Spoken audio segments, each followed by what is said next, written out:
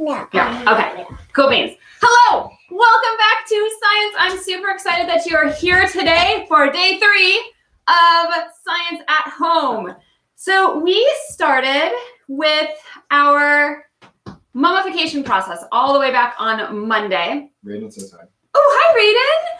And we started with eggs. We put our eggs in vinegar as like sort of an extra project to see what would happen. And what we can do is we can take a look at these eggs. They're almost there. So if you get a little bit of a close-up, oh my gosh, it looks so different. Georgia, great job. We can compare the two. So the egg in the vinegar is really squishy. And this one is actually, we can even almost rub away the last little bits of that shell, that's calcium carbonate, which is purple. And it's yellow. Great observations, Georgia. So this one's bigger. And in our mummification, we talked about osmosis, about how water wants to go and dilute everything. Not in here, sorry. Look at mine. So hang on, Belly. So in this process, in our egg, there's actually not tons and tons of water, but there is tons and tons of water in our vinegar. So the reason why it's so big is as we broke down the shell, we sort of opened it up to this membrane, which protects a lot of baby chicks from the outside world. And that membrane can let water in. And because there was more water on the outside than on the inside, the water went in and it made our egg much bigger. And today, maybe tomorrow, we'll let all this get off in one more day. Tomorrow we'll start a new little project with these where we'll put some food dye in some water and some corn syrup. And that'll be perfect because we can let it like sit. It might happen overnight, so we could look at it on Friday or over the weekend and we can see what happens in that. So let's pause. We have a couple highs. Ruby and Leif say hi. Hello, Ruby and Leif. Reese says hi. Yes, Reese is here with us today. Javi and Kaya say hi. Javi and Kaya. Oh, we got a good group today. Manas is here. He says hi. Yes. Oh, Javi's brother, you're joining us. Yes.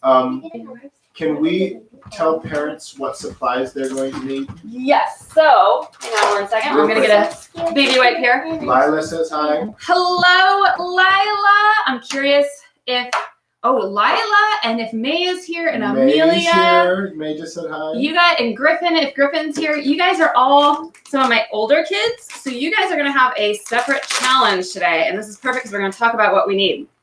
So, what you need today, bunch of raw eggs. You need a Ziploc bag, which is right here. So I got my raw eggs here. Got my Ziploc bag. I know. If you're under 4th, so if you're in 3rd through kindergarten, you're going to use like tape in your recycling bin. Yes. Here. Our eggs our little vinegar eggs are going to be very popular, I think. So not a whole lot of supplies today. Yes, this is our recycling bin right here. Just pulled it out of whatever it was. You can drive with this. So, parents should go gather those things yes, you guys for can the Zoom show. Go grab those things. We're going to spend a lot of our time on Zoom today because it's going to be like less exciting to just watch us build and test egg drops than it is to build with us and test with us. But I want to talk a little bit about the egg drop. Here is our glorious egg. And when I raised it up, yesterday we talked about potential energy and kinetic energy with our kinetic rollers. And we talked about how if I raise something up, I give it the potential to potentially move. And Amelia, if you're out there today, you could actually write this equation down. This potential energy is the mass of the egg times gravity times the height. So the taller I lift it, the more potential I'm giving it to fall. And then moving really, really fast. And it's based on its velocity. And for Amelia, who's my middle schooler, you could write down that equation as 1/2 m times the velocity squared. And we need to do something to protect our egg. And this is a problem we have all of the time, not with eggs. Obviously, I don't think a lot of people, I have this problem in the morning when I'm juggling making pancakes and there's an egg rolling off the table. But usually I just catch it with my hand or make a big mess. But scientists and engineers deal with managing how do we get it from here down to here safely all the time. In fact, they've been working on this problem for a really long time at NASA. We're going to start in just a bit. And the problem with NASA is, like, how do we land a rover on Mars? Because you can't take this, like, $1 billion piece of equipment and just drop it down like that. Because what do you think is going to happen if we drop it down, I Georgia? have a question. Yes. Why does how would you make with only tape and only toothpicks? Ooh. Because then what can protect it? You need layers and layers and layers. We do. I think maybe if you're in my 4th and above group and you're doing toothpicks, you might want to take Georgia's advice to heart. You might need layers and layers and layers. And because we don't want to break the egg, right? Just like NASA engineers, they don't want to break their rover on the way down. So we're going to design something. Now, my younger kids, you might design like padding that sort of is like a spring where we put the potential energy and sort of like cushions it and it springs it down. You might have bubble wrap that does that. But if you're using toothpicks, there's nothing very soft, which is kind of tricky.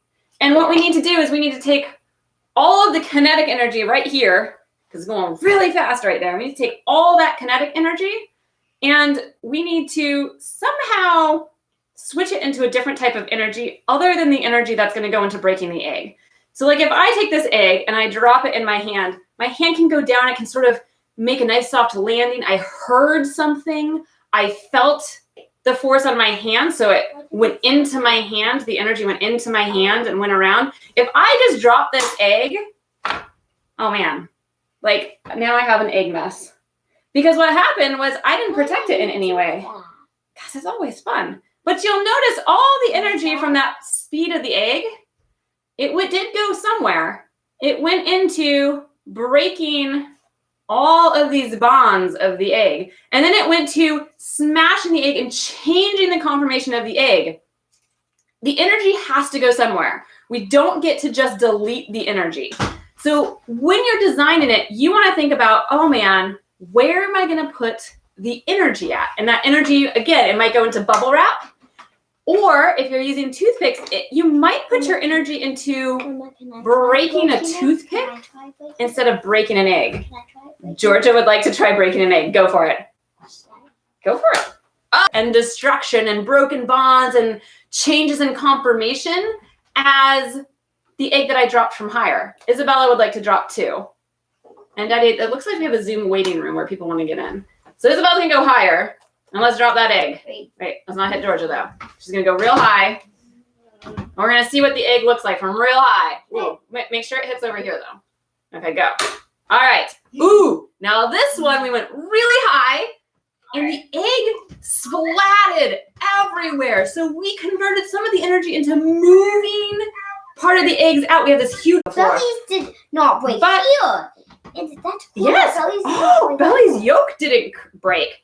But it's the white splatted everywhere. We have all these cracks in the egg. So we have a lot of death and destruction on this egg where that energy, which started as potential energy, switched itself to a whole bunch of kinetic energy, and then it had to stop real fast. And to stop it, something had to absorb all that kinetic energy. And that is what you guys are going to design today, is something to absorb all that kinetic energy so that we don't have this mess. Now, moms and dads, I know that you probably don't like this idea in your house. And I know some of you guys, because we got to see it yesterday, have plans to drop from a balcony into the kitchen. And I think that's awesome. Totally support it. However, I'm pretty sure parents don't want a whole bunch of this on their kitchen range. So what we're going to do is we're going to drop it like this. And look at that. All the mess is now inside my Ziploc bag, which is pretty handy. So if you or not if you're doing it, when you're doing this, what I'll say is you want to put your egg in a Ziploc bag.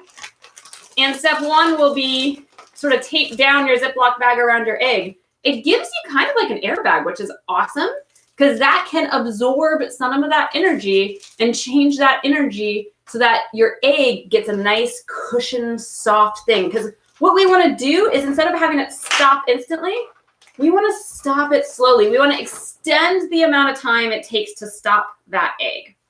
And that's going to be our goal. So we are going to, I think, switch over into Zoom so we can all build our eggs. And again, what you're going to need is some raw eggs. We're going to have to get a few more raw eggs because we broke a lot, which was fun. No, we only have two. We have two, I know. You need some eggs and some Ziploc bags because if you look at my table, Ziplock bags in this process are going to be great. I personally do not approve of hard-boiled eggs, only because you might get like little tiny cracks that you can't see, and like kids love this. Like this is the cool part. And like if it's a raw egg and it doesn't crack, it's like so exciting versus if it's a hard-boiled egg and it doesnent crack, I don't know, that's kind of like meh. So use your raw eggs if you have the guts to do that, but put it in a Ziploc bag. And then again, if you're older, you want to think about how can I, actually one thing to talk about with my older kids and my younger kids too, is when you're designing your egg drop, what do you think? Should I take this like this? It's going to go straight to the egg. Right, because as it hits, this might absorb some of the energy and might break, but then it's going to hit the egg. Would I want to do it like this? No. No. So that when it drops, the force of hitting the ground doesn't go into your egg. It goes sort of along your egg because the eggshell is actually very sharp. So that's one thing that you can think about for any age. And any age should also think about, you might have a great idea to put a whole bunch of eggs around this and then it hits the bottom like that. Perfect. Love it. Except for when you drop it, it might hit like this. So think about protecting your egg from any which way it drops, because as it drops, it might catch some air and it might start to turn or flip, or maybe when you drop it, you don't let go exactly right. So maybe you give it a little bit of a rotational velocity as it starts to turn and then you don't know which way it'll go. So you want to protect all sides of this egg, and you want to make sure that, you're not dropping it onto something like this, which intuitively doesn't make sense, right? You intuitively don't want this to hit into your egg. Because then it'll just hit like this. Because it's like that. Because it's like that, and then it just goes like that. Mm-hmm. It's a true story. We will skewer it. So we're gonna have a live show on YouTube still, but we're also gonna talk to Zoom. Okay, so we'll keep the live show on YouTube up, and we'll check the comments, and then we'll be on Zoom too. And we are gonna set up. You gotta decide what you want, how big you want your egg drop challenge to be. Like you could just stand on a chair and go straight onto a floor. I'm thinking we might bring in a ladder, we might just go straight from our kitchen ceiling, which is pretty easy to get. I want to do the ladder. Or Isabella wants to go on a ladder, so we might put up a ladder to go. Just as you're doing it, make sure you personally drop from the same height so that you know if you're improving on your design or not.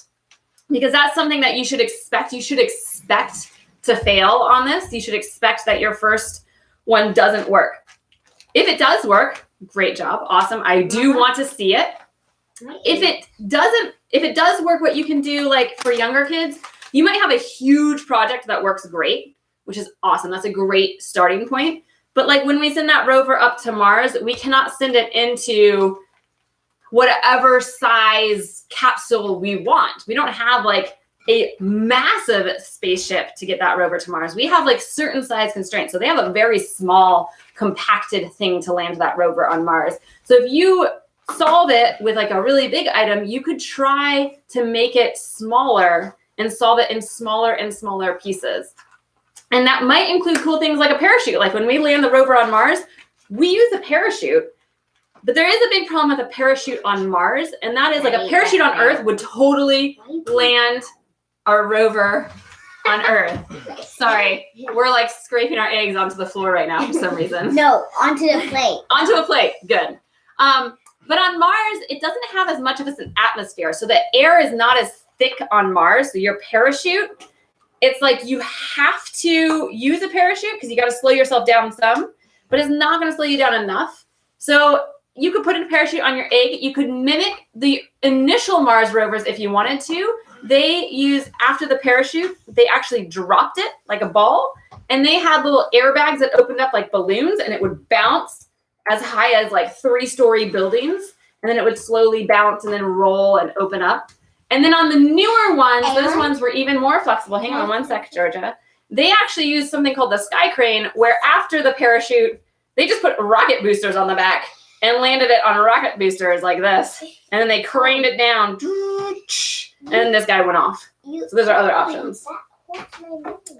All right, Georgia, tell me what you're going to tell me. You could put your egg into a baby wipe. wipe, and then wrap it up, and then put it in the bag, so it doesn't like make a big mess on your back. Yes, younger kids, you could add some stuff into that Ziploc bag if you want to. Trick to that, though, is if your egg does break in the Ziploc bag, all the stuff that you have in that Ziploc bag will be eggy after. So it's up to you. If you want to do that, you totally can do it. You totally don't have to. Can I put a bucket down under where I'm gonna drop, because my plan doesn't work with the Ziploc. Your plan doesn't work with the Ziploc bag. Okay, so Isabella's telling me her plan does not work with a Ziploc bag. Can I counter you with using saran wrap around the egg? Yeah. So if you find your plan does not work with a Ziploc bag, we can mitigate some of this mess we have on our table right now by wrapping it in saran wrap and then maybe taping that saran wrap in place. It'll just be a little harder to get your egg out.